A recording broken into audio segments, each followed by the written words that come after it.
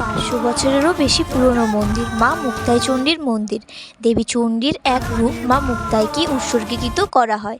এটি আসানসোলে অঞ্চলের একটি সুন্দর জনপ্রিয় পর্যটন ও ধর্মীয় স্থান, যা আসানসোলের মনোরম পরিবেশ এবং বৃহৎ বার্ষিকী মেলার জন্য পরিচিতি। মন্দিরটি একটি সুন্দর পরিবেশ এবং সুন্দর এলাকায় অবস্থিত।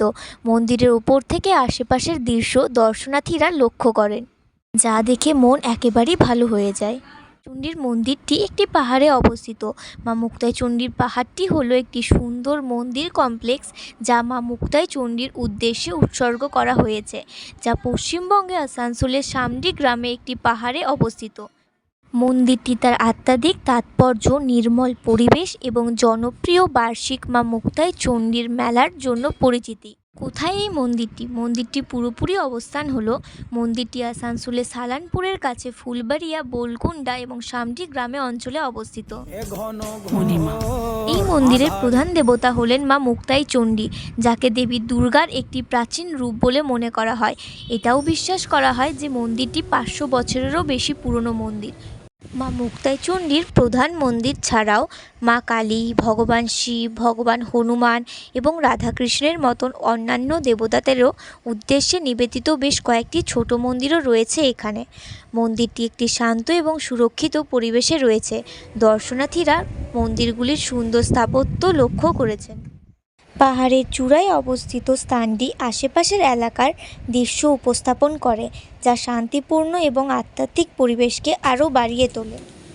মা মুক্তাই চণ্ডীর মন্দিরে বা মা মুক্তাই চণ্ডীর পাহাড়ে আপনারা কিভাবে পৌঁছাবেন? পৌঁছানোর রাস্তা হচ্ছে স্থানীয় পরিবহনের মাধ্যমে আসানসোল থেকে মন্দিরটি সহজেই পৌঁছানো যায়। এলাকাটি পশ্চিমবঙ্গের প্রধান শহর ও শহরগুলির সাথে সুসংযুক্ত। আপনারা যদি রেলপথের মাধ্যমে যেতে চান, তবে রেলপথের নিকটতম রেলওয়ে স্টেশন হলো কুমারডুবি, আসানসোল জংশনের কাছাকাছি, যেখান থেকে আপনি স্থানীয় বাস বা ক্যাব করে নিতে পারবেন। আসানসোল বাসস্ট্যান্ড থেকে মন্দিরটির দূরত্ব হলো প্রায় 17 কিলোমিটার দূরে। সেখান থেকে স্থানীয় পরিবহন পাওয়া যায়। কুমারডুবি রেলওয়ে স্টেশন থেকে দূরত্ব প্রায় 25 কিলোমিটার দূরে।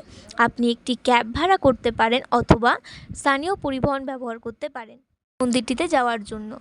এখানকার পরিবেশ খুবই সুন্দর, মনোরম এবং আরামদায়ক। আপনারাও যদি ভ্রমণের জন্য যেতে চান, তবে মা মুক্তাই চণ্ডীর মন্দির পরিদর্শন বা ভ্রমণের জন্য সেরা সময় হলো সেপ্টেম্বর থেকে মার্চের মধ্যে, যখন আবহাওয়া স্থান এবং আশেপাশের এলাকা ঘুরে দেখার জন্য আরামদায়ক থাকে।